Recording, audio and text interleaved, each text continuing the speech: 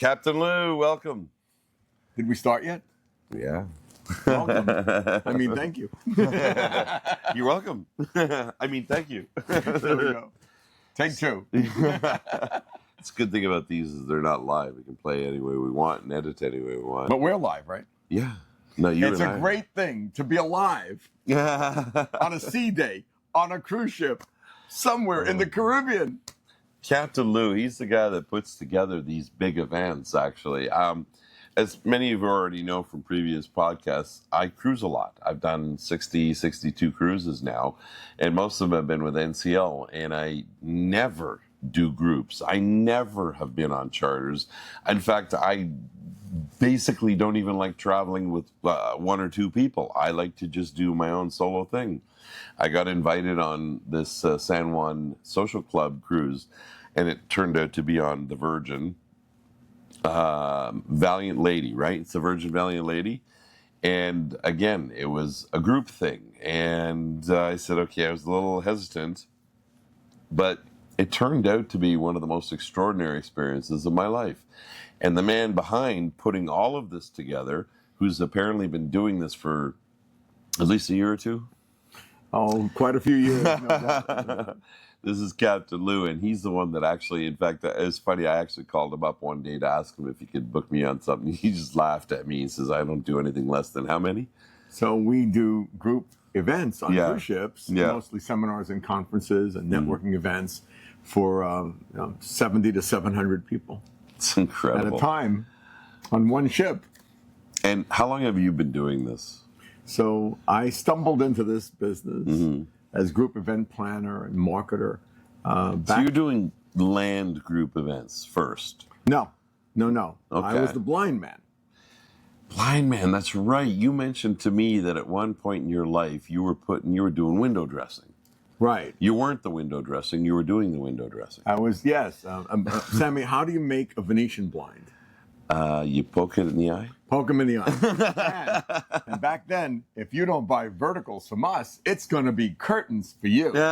Was that the ad that you had? This must have been your own company where you're like doing one of those crazy commercials on TV. So before Little Shop of Cruises, there was Little Shop of Blinds. And we had the phone number 800 or 888 Blind Man. Yeah. So I wanted to get vanity license plates that went along with all of this branding. Right. So I applied to the New York DMV, the Department of Motor Vehicles, for vanity plates, that's blind man plates. Yeah. And my application was rejected because they said this would be they said this would be offensive to blind people. But how would they see it? And I called them up and said, how would they know? Right?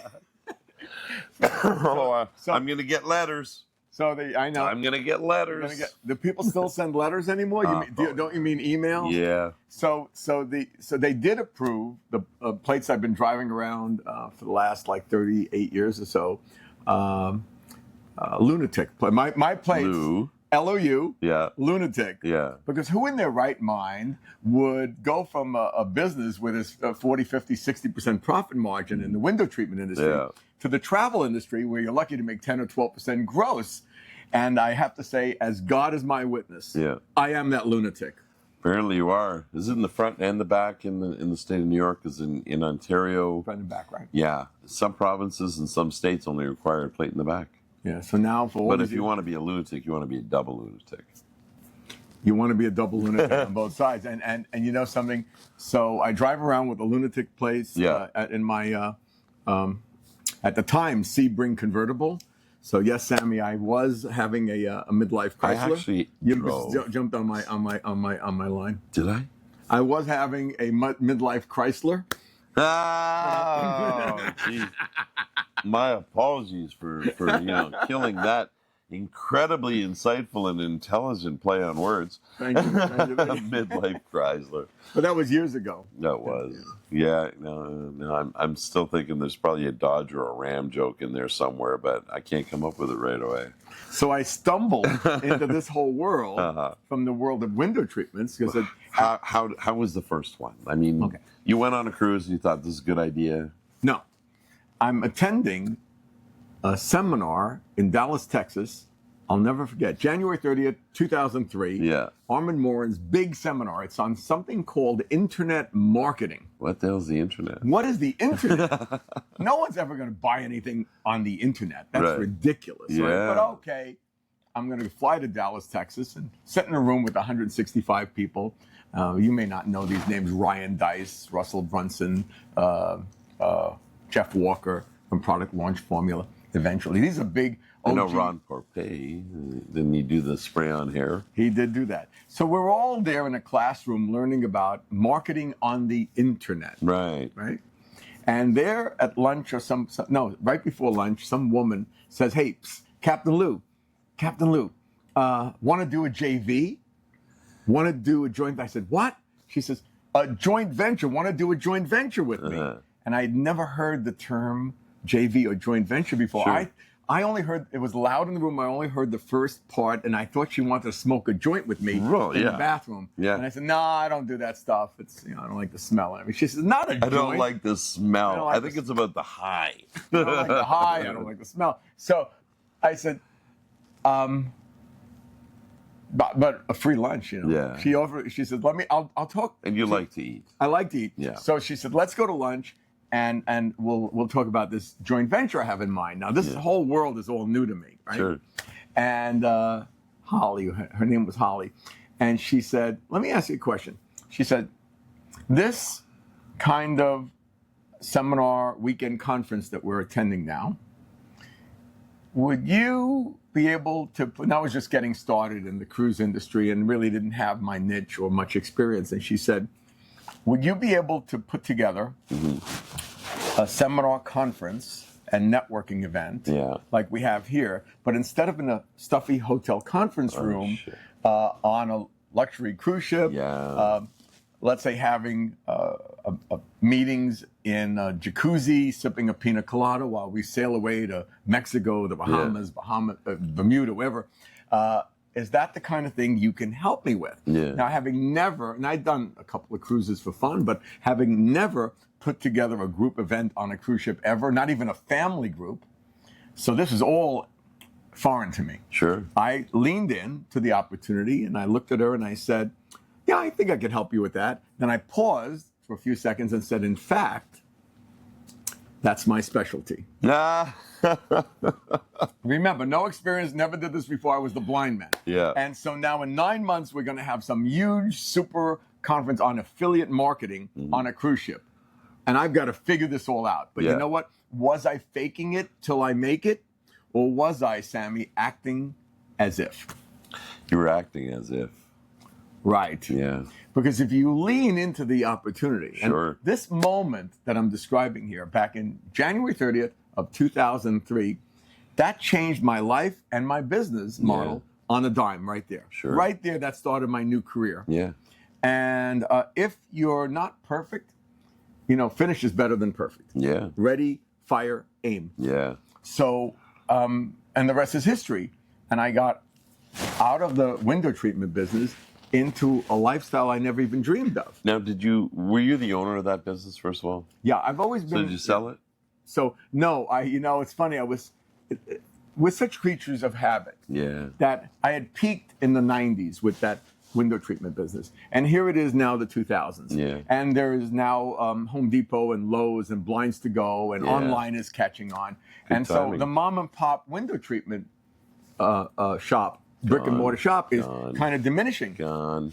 I held on for dear life while building up the cruise events business because I was too scared. Sold it, they couldn't sell it. And it was not sellable. So it eventually went down and down and down to the point where money I was making from the cruise industry, I was supporting the window treatment because I don't want to say goodbye, right? And then eventually, I think it was November of 2009, I finally cut the cord to those blinds and smooth sailing into this full time. So you grew up in New York. I still haven't grown up. All right, you were raised in New York. I was raised in Brooklyn, New York. Brooklyn. So you're a Brooklyn Jew. Brooklyn accent. So I'm yeah. Is that stereotypical? When the Beatles came out with that song, I was like 8 years old. And I'm riding the subway to Lubavitcher Yeshiva, which is an Orthodox Hebrew school. Yeah. I thought the song was Hey Jew. And you were so proud. Instead of Hey Jude. You were so proud in that It's a moment. true story. Yeah. How did your family end up in New York?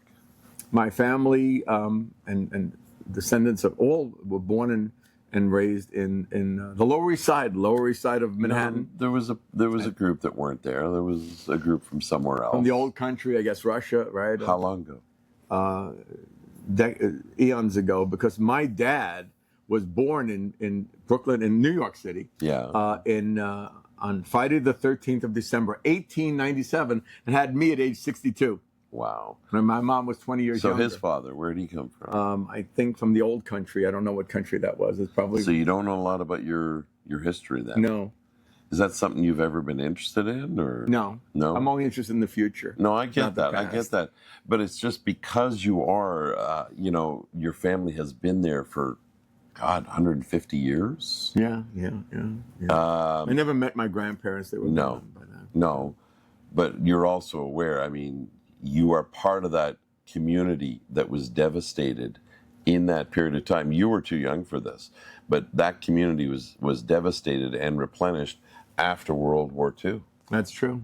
So that was part of your story. That was a part of the people in your life story. And I'm sure your family were related to people that also suffered and went through all this. Oh, yeah. You know, you and I have a bit of a common thread in our past. I'm Egyptian. And so we both come from ancient people. Yes, and you might be an old soul as well. And I think you are too. I think so. But we were blessed in the sense that somebody came from a place that was harder to be who we are, to a place where we could become whatever we wanted to become. I wish that my parents felt that way. Why? They were poor, uneducated. My mom a stay-at-home mom. My dad a minimum wage worker, going from job to job. Yeah. We were so dirt poor. We were on welfare and food stamps and hand-me-downs and slept on a dirty mattress on the floor. Didn't have proper furniture. I didn't have a pair of jeans until I turned 18. And just the hunger in the belly to do better. And my parents wanted to see me succeed where they couldn't, for whatever reasons there were. And the hunger in the belly is what took me to just always be entrepreneurial and also be on the straight and narrow and not go down a dark path as some do. Well, I was looking for what was your drive and inspiration to go down the path that you went down. And, first of all, you started a business like, an entrepreneur would. But then you veered off into something that is like very few people would ever have the courage to do.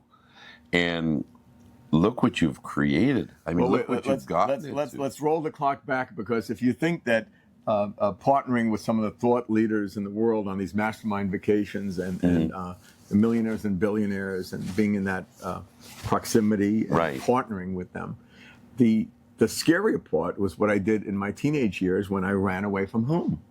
So when I say I ran away from home, my mom died when I was not yet 16. I dropped out of school. So I'm an 8th grade dropout, Sammy, that's never seen the inside of a high school. Yeah. Yet I went on to speak at colleges, write 3 books, and speak on stages around the world. What was so special about you? What was so special about me at the time is I was a big fan of pro wrestling. Oh. So pro wrestling, Vince McMahon, World Wrestling Federation back then, Andre the Giant, Ivan the Polish Power Putski, Classy Freddie Blassie, and my old friend Captain Lou Albano. That's where the name came from. That's where the name came from. So I run off after my mom died, and I drop out of school. I run off to join the circus. But the circus for me was Vince McMahon's WWF at the time. You're not big enough. I'm not big enough. But for 4 years, I was their radio talk show host, ring announcer, color commentator, backstage interviews, ran with all the wrestlers. Right. And that was the springboard, to overcome my shyness. Sure. To learn sales techniques, to be flashy, to learn how to speak. And that was the most amazing coming of age, 4 years, that any young teenager. I was 16 years old. Yeah. So I was in wrestling from like maybe 17 to 21. Now what happens is I'm on the road with all the wrestlers. I, for a while, published a newsletter, then I got a magazine on the stands. I was always very entrepreneurial. Ring announcing, interviews, all of this radio show. Yeah. New York's youngest radio program producer. My dad had to sign for me to do a contract with the radio station. No kidding. But now, 4 years later, right before Hulk Hogan took things into the stratosphere as $1 billion global, juggernaut of sports entertainment. Because he took his vitamins. He took his vitamins, right? And he said his prayers daily. Yeah. So now, Sammy, what happens is my well-meaning friends and what remaining relatives were around, all said, Lou, wrestling will never be big. It is like a weird late-night basement cult kind of thing where it's on the UHF channels. How many of you remember UHF instead of regular With channels? antennas. The antennas. And the champion at the time, Bruno Sammartino, only makes $100,000 a year. Yeah. You're getting paid, what, $50 here and $25 here. Do you think this is a career? It's time for you to look for a real job or a real business and get out of this. Skills, and they were paying you to learn those skills. Right. And so they said, wrestling will never be big, and you've got to grow up and be serious and get out of wrestling and go find what you're going to do with the rest of your life. And so I did. I got out and got into I started the business when I was 19, 20 years old. I started the window treatments. Before that, it was actually slip covers, plastic furniture covers. Yeah. Remember plastic slip covers? Oh, my God. Yeah, the grandparents had them on their couch, and they never took them off. We did plastic slip covers and upholstery and sales in the 5 boroughs. But the moral of this part of the story is I got out, timing is everything, and I got out of wrestling right before it took off to the stratosphere. And I right now, I'd be like one of the biggest, not wrestlers, but characters in wrestling. And I got out of that. And the moral of the story is never take advice, Sammy, from people whose lives you wouldn't want to have. Did you guys hear that? Never take advice from people whose lives you wouldn't want to have. That's actually beautifully well put. Honestly, it really is. I've never heard that put that way before.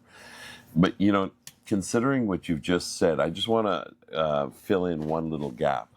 So Mom died when you said 15? Not even 16, yeah. And had it was cancer or accident? It was a heart attack. It was unexpected, but she was overweight, high blood pressure, varicose veins, medical issues, depression. And you had a brother, sister? I was an only child from the second marriage, right? Okay. And father, how did he handle all that? He went out of his mind, and the courts wanted to take me away from him. He was in his late 70s by then. Remember, he had me at age 62. Right. He completely lost his mind. And so you had no choice but to go out on your own. I had to do something. I was living on my own, So it was necessity. It was necessity. So necessity, you recognized that you needed to go find work, but you looked around, saw what the jobs market was, and you saw what you didn't want. And so I will tell you, there was something about your personality that wouldn't allow you to be a clerk in a Korean a clerk in a cubicle or something. Yeah. I will tell you, Sammy, that to get a real job, just to get an apartment and pay rent, I started getting involved with the wrestling, and I needed some programs printed up from Madison Square Garden for a big wrestling card. But I needed a real job, so I go put my foot in the door of a print shop on Park Avenue, Manhattan, that's closing. But I need some copies printed up for a program we're going to sell. And Charlie, I'll never forget, I'm still in touch with him on Facebook. I said, can you just make some copies for me? And he's like, we're closed. I said, please, I'm in a desperate situation. I need these printed out. And he lets me in, and then I basically say, sir, I'm kind of all alone in the world. My mom died recently. I'm trying to make my way. I need a job. He said, well, we're not hiring anyone. I said, well, what if I worked for you for free for 2 weeks? Teach me. I'm not looking for a handout, just a hand up. I said that line. Wow. I'm not, at that age, I'm not looking for a handout, just a hand up. Would you consider giving me that hand up? I'm loyal, I'm honest, I'm decent, I don't get into trouble. I'll come in first in the morning, leave last at night, clean up the crap from everybody else. Give me a chance, whatever you need to do. And then if at the end of 2 weeks, it doesn't work out, you don't owe me anything, and you didn't hire me, so you don't have to fire me, you don't have to feel bad. I gave him this rap right there. And he said, what's your name, Lou? Yeah. we'll make something work. Wow. And he gave me my first job. That wasn't like following the wrestlers around to do, Right. So I did that, and I did the wrestling, and now I had my real job. Yeah. Now working a real job 9 to 5 and having to get on the subway and get up early in the morning and put on a nice outfit, whatever, sucks. Yeah. It sucks. So instantly you learn that That's not what you want. that's not what I want. Yeah. That's not what you want, Yeah. right? We want to pave our own way. Yeah. But that was like a little grounding experience back then. How long did you stay with the guy for? 18 months. Wow. From like age 18 to 19. I didn't start my first company until right before I turned 20. Uh-huh. Yeah, but I quickly... But that gave you a stable income so that you could pay your rent. You could pay my rent. Food. Right. Then you could pursue your entrepreneurial ideas, but the risk wasn't as great. So I remember when I turned 18, there were 3 things on my goal list that I have to have for turning 18. Number 1, my own apartment, away from my dad that's gone bonkers from my mom passing. My own apartment, a job, which I also attained that same week, and a girlfriend, because I have to have a place to bring the girl to. Yeah, right? you do. Yeah. And some money to take her out on a date. And you have to have something to do in the apartment. And you have to have something to do in the apartment. Right. So that was my first big achievement, really, beyond the wrestling and getting this, is getting the job, getting the apartment, and getting the girl. Yeah. And I got the girl because of the wrestling radio show. Yeah. It was. Well, we're a bit celebrity. I was a background, and my background's radio as well. I did radio for 10 You've got years. that deep radio voice. As I noticed you do as well. I used to walk around practicing, trying to sound like Don Pardo from Saturday Night Live. Now, I got to ask. For the rest of the interview, I'm going to speak in this professional radio voice. Because we're going to do TV and movie commercials. Coming up next is Michael Jackson on WWWIFM. What's in it for me? I'll be back here in 2 minutes and 2 seconds. Who did that? Chuck Woolery. Chuck Woolery. Captain Lou, I just had to ask real quick. He was in the Cyndi Lauper video, wasn't he? No, that was... Girls Just Want to Have Fun was Captain Lou. Oh, Captain Lou Albano. Yes. That was him. Yeah. You know what? When you were talking about Captain Lou Albano, suddenly I remember Girls Just Want to Have Fun video, and it suddenly dawned on me he played her father in the video. Right. And he would have, because he was the most famous wrestler at the time. And wrestling manager and character and wrestling character and personality. Right. Yeah, man, that was right after MTV pretty much started, so that's a long, long time ago. Long time ago. She was one of my favorites, Cyndi? Oh, my God. She was so talented and such a sweetheart, But getting on, so now you started with the chartering because you acted as if. And this was, you had 9 months to figure it out, basically, didn't you? So, right. In 9 months, you could either have a baby or have a cruise business seminar event or a whole new business, right? Yeah. And so it really is the fire in the belly. Well, it was a baby, actually. It was a baby. Yeah. It was my baby. It was you my baby. birthed it. I birthed it. Gestated for the 9 month period. You said yes when a lot of people would say no, because there's a lot of reasons to say no. But people that are successful say yes and then figure it out. Right. A lot of people are frightened of opportunity. People, Sammy, are not afraid of failure. You know what most people are afraid of? Success. Yeah. Beyond your what can I possibly do if I become successful? What are the responsibilities I'll have? How will I spend that money? Yeah. So people stay where they're at and make excuses and complain. Yeah, that's true. That's Right? true. So how many of these have you done now?